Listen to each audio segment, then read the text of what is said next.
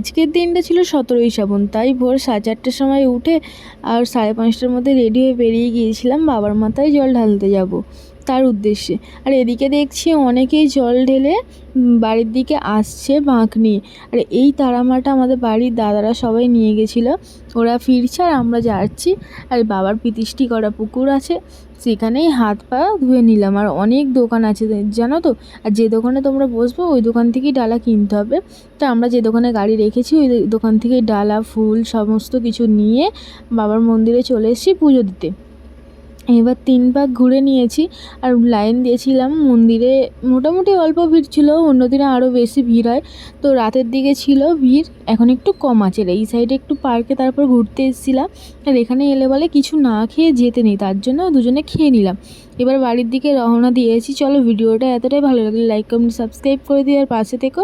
Part 2 খুব তাড়াতাড়ি আসছে। টাটা।